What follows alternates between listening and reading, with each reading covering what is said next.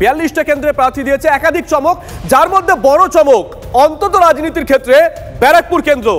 অর্জুন সিংকে সেখানে টিকিট দেয়নি তৃণমূল কংগ্রেস, পার্থ ভৌমিককে নিয়ে এসেছেন, অর্থাৎ নতুন প্রার্থী দেওয়া হয়েছে। অর্জুন সিং তিনি কি সিদ্ধান্ত নেবেন? নিশ্চয় মনে আছে আপনাদের 2019 প্রার্থী হতে না পারায় প্রার্থী তালিকা ঘোষণা ঠিক আগের দিন অর্জুন সিং মমতা বন্দ্যোপাধ্যায়ের কালীঘাটের বাড়ি থেকে সোজা চলে গেছিলেন এয়ারপোর্টে, তারপর সেখান থেকে চলে গেছিলেন দিল্লি, বিজেপিতে যোগ দিয়েছিলেন। তাহলে কি অর্জুন আবারও বিজেপিতে যেতে পারেন? গতকাল দুপুরের পর থেকেই এই জল্পনা শুরু হয়ে যায়।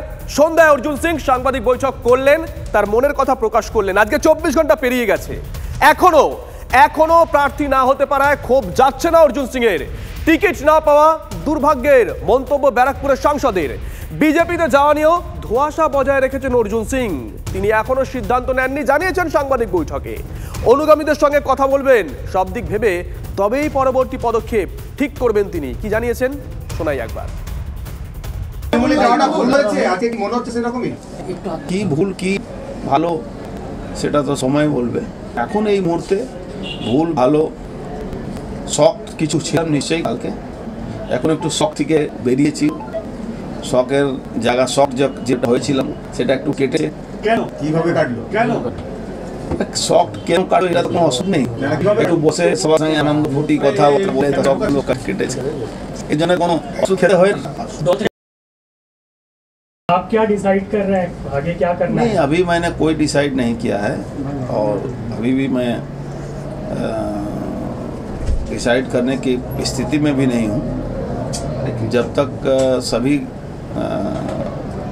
सिचुएशन को ऑब्जर्व हम नहीं कर लेते हैं और जो बबीदा हमको जो बात बोले हैं उसके बारे में भी हम अपने लोगों से चर्चा करेंगे, उसके बाद ही कोई डिसीजन। আচ্ছা, অনেকগুলো প্রশ্ন উঠছিল, অনেকগুলো প্রশ্ন। দল কি অর্জুন সিং এর পাশে আছে? তার সঙ্গে যোগাযোগ করেছেন পার্থ ভৌমিক, যাকে দল প্রার্থী করেছে, তার সঙ্গে অর্জুনের সম্পর্ক কেমন? এ নিয়েও আজকে মুখ খুলেছেন অর্জুন সিং। বলেছেন ফিরহাদ হাকিমের সঙ্গে তার কথা হয়েছে, পার্থ ভৌমিকের সঙ্গেও তার কথা হয়েছে, তার বাড়িতে আসবেন, চা খাবেন। পার্থকে পুরনো বন্ধু বলে মন্তব্য করেছেন ব্যারাকপুরের স্ট্রংম্যান।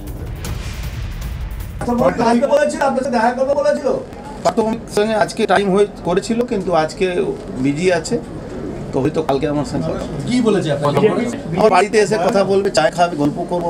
আমরা তো পুরনো বন্ধু না, সিটিং এমপি আছি, তাই তো পার্থ ভৌমিক আমার কাছে আছে যে লড়াই করবে, সে সিটিং এমপি কাছে আসবে, চায় খাবো। আমরা বহুদিন ধরে আমার এখানে আসিনি, কেন বড় নেতা হয়ে গেছে, তো এখন আসবে, কালকে কথা বলবো, একটু পুরনো গল্পগুলো হবে।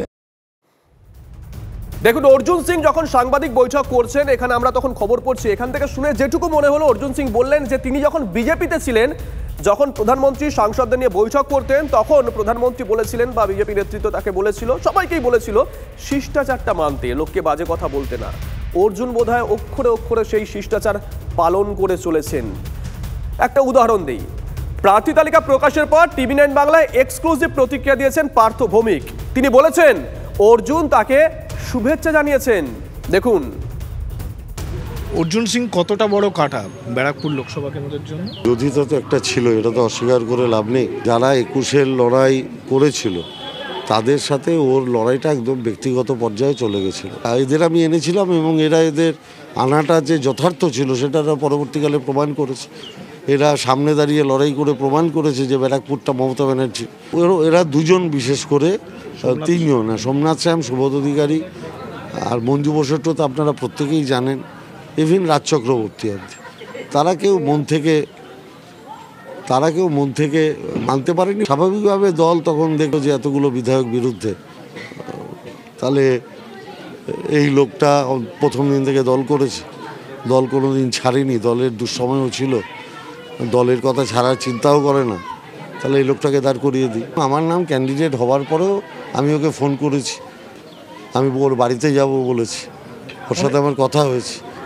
আমি ওকে বলেছি যে তুমি নিজেও ভালো করে জানো যে আমি এমপি কন্টেস্টিং ক্যান্ডিডেট ছিলাম না, ও নিজেও ভালো করে জানে আমি ছিলাম না। লোকসভা কেন্দ্রে প্রার্থী হওয়ার পর অরুণবাবু কি বললেন? আপনাকে শুভেচ্ছা জানিয়েছেন? আমাকে বললেন তুমি হয়েছো আমি খুশি, কারণ তুমি পলিটিক্যাল ছেলে, তোমার ব্যাপারে আমার ব্যক্তিগতভাবে বলার কিছু নেই।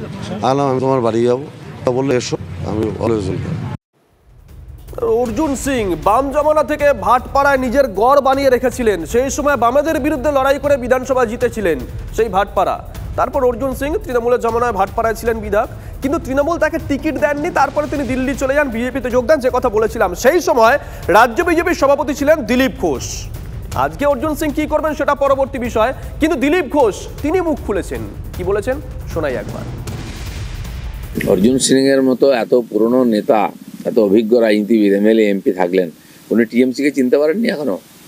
পরস্পরকে ভালোই চেনেন, এখন লুকোচুরি খেলা চলছে, আর শেষ গোলটা টিএমসি দিয়ে দিল। উনি ভাবুন, বিজেপির লোককেও উনি অখুশি করেছেন, আমাদের কর্মীরা হাতে প্রাণ নিয়ে লড়াই করে ওনাকে জিতিয়েছিল। ওনার ব্যক্তিগত সমস্যা থাকতে পারে, উনি চলে গেছেন, তো সাধারণ মানুষ ভালোভাবে নেয়নি। এখন যেখানে গেছিলেন সেই পার্টির উপরে ভরসা করেছেন, সেই পার্টির যেমন ক্যারেক্টার সেরকমই করেছে। দেখুন, একটা কথা আছে না বাংলায়, সব তীর্থ বারবার গঙ্গাসাগরে একবার।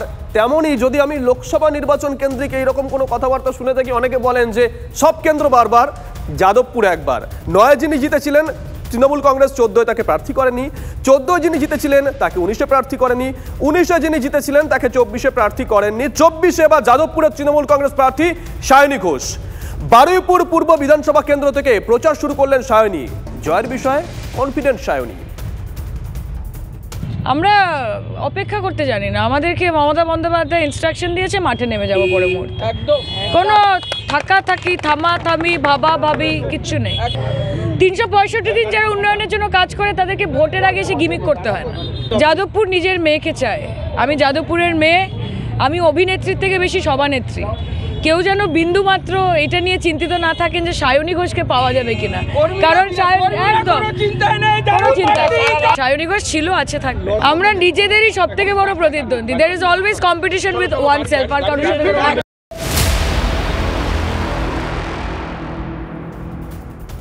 এদিকে প্রার্থী পছন্দ না হওয়ায় তৃণমূল ছেড়ে কংগ্রেস যোগ শতাধিক তৃণমূল কংগ্রেস কর্মীর। অধীর চৌধুরীর হাত ধরে কংগ্রেসে যোগদান করেন তারা। সোমবার দুপুরে বহরমপুর জেলা কার্যালয়ে তাদের হাতে দলীয় পতাকা তুলে দেন বহরমপুরের সাংসদ অধীর চৌধুরী। গতকাল চমকপ্রদভাবে ব্রিগেড থেকে বহরমপুরের প্রার্থী করা হয় ইউসুফ পাঠানকে, ঘোষণা করেন অভিষেক বন্দ্যোপাধ্যায়। ইউসুফ পাঠানকে পছন্দ না হওয়ায় দলত্যাগ, এমনটাই মন্তব্য করেছেন যারা সদ্য তৃণমূল ছেড়ে কংগ্রেসে যোগ দিয়েছেন। আমাদের নেতা মানজারুল, তাকে সঙ্গে নিয়ে আপনারা কংগ্রেস দলে এসেছেন, কংগ্রেস দলে যোগদান করার জন্য। এটা আমাদের অনেক বড় পাওনা। নির্বাচনের ঘোষণা হয়ে যাওয়ার পরে, প্রার্থী ঘোষণা হয়ে যাওয়ার পরেও তৃণমূলের কর্মীরা তারা তৃণমূল দল ছেড়ে কংগ্রেসে যোগদান করছে। এটার জন্য আপনাদের সকলকে আমার তরফ থেকে অভিনন্দন জানাই। দেখুন, রাজনীতির এই 22 গজে ইউসুফ পাঠান একেবারেই নতুন, কিন্তু তার প্রতিপক্ষ হিসেবে যাকে মনে করা হচ্ছে সেই অধীর চৌধুরী। তিনি এই পিচে বহু বাউন্সার সামলেছেন, বহু বাউন্সার দিয়েছেন। ইউসুফ পাঠান কি করবেন? 20 মার্চ থেকে তিনি ভোটের প্রচারে নামবেন জানিয়েছেন তিনি। শ্রীলঙ্কায় টুর্নামেন্ট খেলতে যাওয়ার আগে ইঙ্গিত দিয়েছেন বিশ্বকাপ জয়ী প্রাক্তন ক্রিকেটার ইউসুফ। তৃণমূলের হাত ধরেই রাজনীতির ময়দানে ইউসুফ। বিমানে ওঠার আগে তিনি জানান শ্রীলঙ্কা থেকে 20 মার্চ ফিরে তিনি সিদ্ধান্ত নেবেন তিনি কিভাবে প্রচার শুরু করবেন। मैं श्रीलंका से आ जाओ, फिर आराम से बैठ के बात करेंगे, आपको आराम से टाइम दूंगा। 20 तारीख को वापस आऊंगा मैं, उसके बाद आगे बात। আপনারা আমাকে হারানোর জন্য হাজার রকমের ষড়যন্ত্র করছেন আমি জানি। মমতা ব্যানার্জি কিংবা তার প্রিয় খোকা বাবু, আপনারা আসুন, আমি লড়তে চাই আপনাদের সঙ্গে। চ্যালেঞ্জ করছি, যদি আপনাদের না হারাতে পারি আমি রাজনীতি করা ছেড়ে দেবো। আর আপনারা যদি হারেন, আপনারা বলুন আপনারা আর বাংলায় রাজনীতি করবেন না। হোক চ্যালেঞ্জ। ইউসুফ পাঠানকে যদি ক্যান্ডিডেট করার ছিল, এত গুরুত্বপূর্ণ ক্যান্ডিডেট, তাহলে গুজরাটেই করা উচিত ছিল। টিএমসির একটা সিট হতো গুজরাটে, তো সেই জন্য ওখান থেকে এখানে উড়িয়ে আনার কোনো মানে হয়নি। অধীরদার রাস্তায় পাথর ফেলে দিয়েছে টিএমসি। এখন জানি না, আমরা তো লড়াইতে আছি ওখানে।